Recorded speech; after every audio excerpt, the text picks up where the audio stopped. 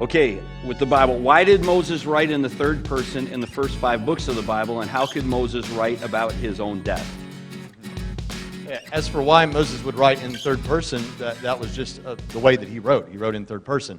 There are several views on this. Many people, and even some conservatives, again, this is like Dr. Pritchett said about end time stuff, like your views shouldn't mean certain people are going to heaven and certain people are not because they disagree about what's going on. This is a point that we can have kind of an intramural discussion within the church. You understand what I mean? This is another issue perhaps like that. I believe in what's called Mosaic authorship, that Moses wrote the first 5 books of the Bible. And another group of people believes that the traditions handed down from Moses were put together at a later time by several different groups of people.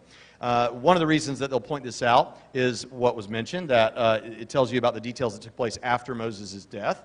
Obviously, Moses wasn't there for that. Another thing that they'll point out is that in some cases, God is referred to by one Hebrew term, Elohim, and in another case, he's referred to by another term, Yahweh, and in yet another term, Adonai. And you can kind of look at these and see which this looks like different authors because they're using the different terms and things like that. I don't think so. I think that Moses wrote it, and I'll tell you why I think Moses wrote it.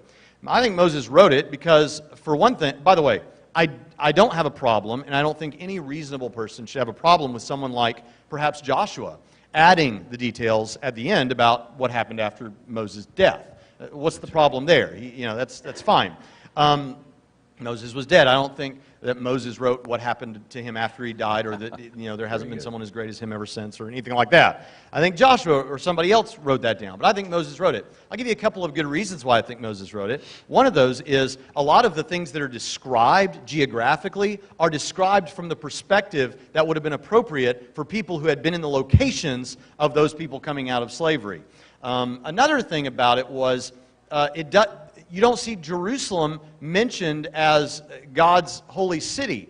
Now that's really interesting because any Jew writing about this after Jerusalem became the city that was known of as the city for God's people, they could not have resisted talking about this incredible city of Jerusalem that is God's city and the city that David conquered from. But at this point, during Moses' life, it was just a Jebusite city. Why would you make any special mention about Jerusalem? And so the fact that it doesn't receive a place of prominence seems to lend to the idea that it was written prior to that. There are a few other reasons why we could point out.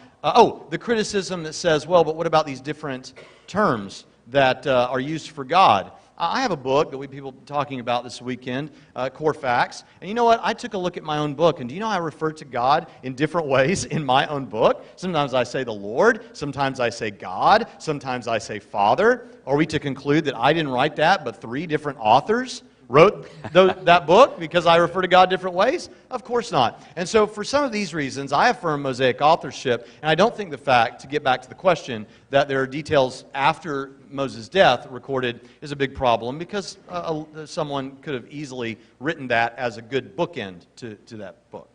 Okay.